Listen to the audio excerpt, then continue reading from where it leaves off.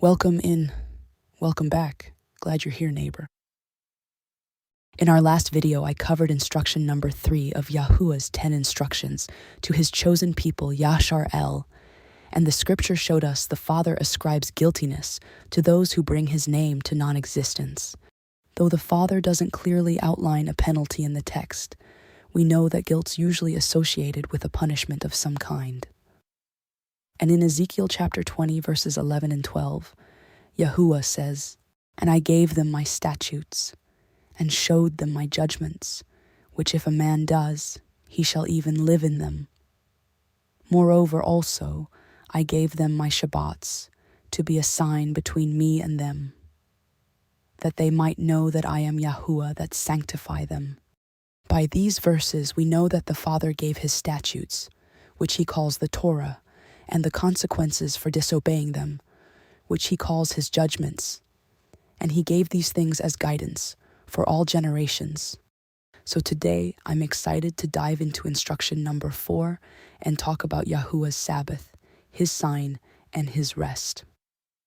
Exodus chapter 31, verses 12 and 13 say, "And Yahuah spoke unto Moshe, saying, Speak also unto the children of Yashar-El, saying, Truly my Shabbats you shall guard, for it is a sign between me and you throughout your generations, that you may know that I am Yahuah who sanctifies you." Instruction number 4. Remember the day of the Sabbath to keep it holy. Man, there's a lot to unpack in this verse. Let's dig. If you're like me, things that are repetitive in scripture or that provide detailed instructions really make me stop and pay attention. They stir up my curiosity to search the word, fill in the gaps, and get a deeper understanding. So let's start by anchoring our understanding of the importance and significance of keeping Yahuah's Shabbat. First, he repeatedly and explicitly tells the children of Yashar-El to guard or keep this day from Exodus to Nehemiah. And he gives this instruction without an end date. He says for generations. And since generations only end when there are no longer people on earth, that means the instruction is forever. Now let's talk about why the Father directs us to remember the day of the Shabbat.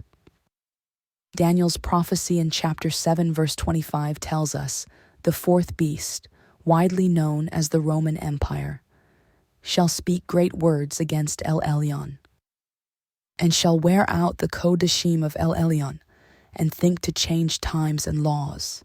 We can see this critical change here on page 64 and 65 of the 1937 copy of the Convert's Catechism of Catholic Doctrine by Father Peter Geiermann.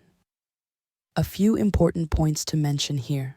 First, by their own doctrine, we can see the Roman Catholic Church is aware of the Father's true Sabbath day. But through Canon 29 of the Laodicean Creed, they made the decision to ignore it, and to instruct Christians to work on Saturday rather than Sunday, and to condemn those who did honor Yahuah's Sabbath. Then in the September 1st, 1923 edition of the Catholic Record, we find these two excerpts under the article titled Sabbath Observance. This source further confirms the historical impact on the Sabbath day, clearly revealing the influence of Greco-Roman Hellenization and the papal state to pollute and dishonor the Father's Sabbath. We can really see the fourth beast at work and better understand the Father's intentional instruction for us to remember. They boldly admit to substituting Sunday for Saturday, despite no direct scriptural evidence that Yahushua supported this change being made. In fact, in Matthew chapter 5, Yahushua says, "Those who do and teach the commandments of the Torah shall be called great in the kingdom of heaven." And in John chapter 8, verse 29, Yahushua declares he always does those things that please the Father. And by John 15:10, we know what pleases the Father.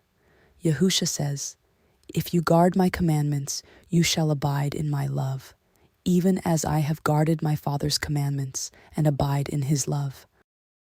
Now I hope you caught the second important point too, the direct contradiction to the Father's Torah, and the complete omission of the second instruction. No graven images. Remember, in John 8 verse 44, Yahushua calls the devil the father of lies.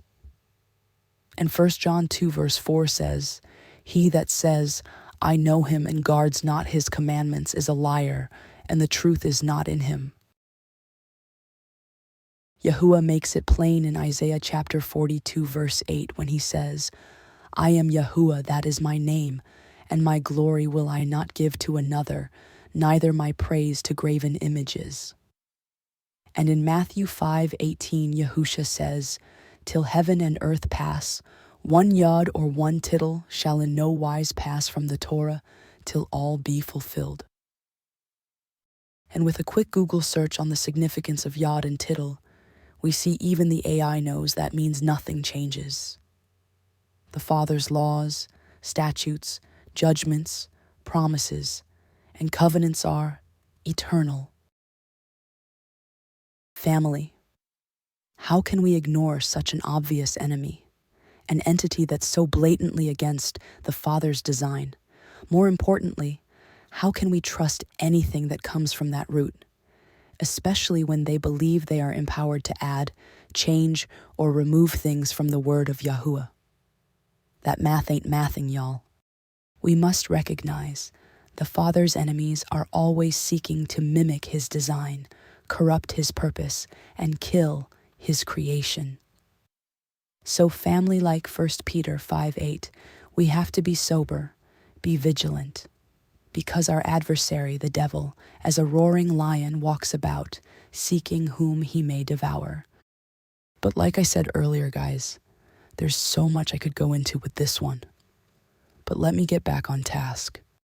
Looking back at the Father's full instruction, we get explicit guidance on what not to do on his day.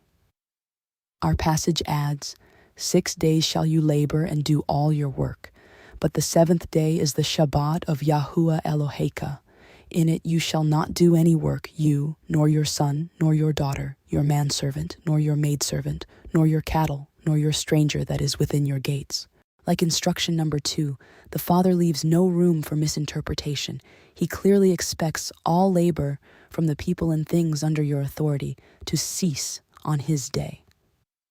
But what should we be doing that day?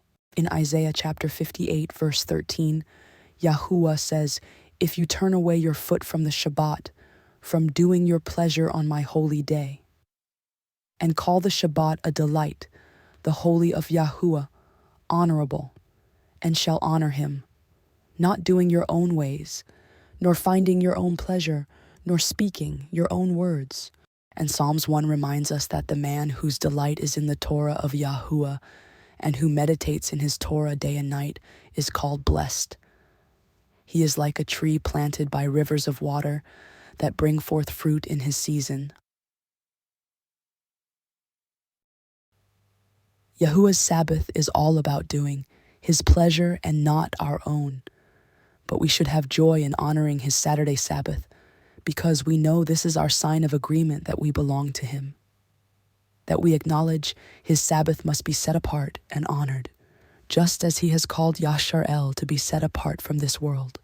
And we must also remember our Father desires to give us rest, and he rewards our obedience.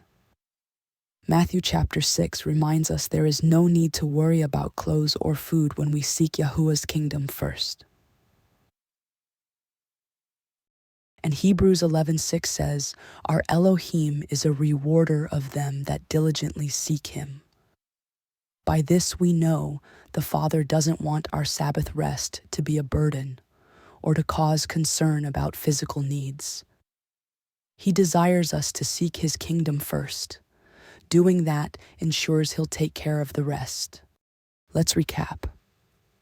We've looked at clear scriptural direction from our Father Yahuah about guarding his Sabbath days. It is his expectation for us and for our households. The Sabbath is his sign. It is the mark we demonstrate to show what authority we serve and who we trust. Because of the Father's love for us and desire for relationship, He prescribes Sabbath day rest, a time to commune with Him and study His Word, and an opportunity for Him to reveal the hidden deep things. Remember, Yahushua even reinforces the importance of obeying the Torah in the New Testament.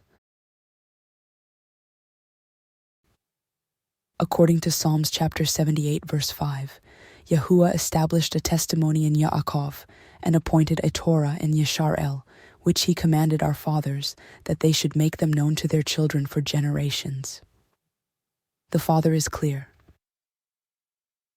If you are Yisrael, you must guard His Torah.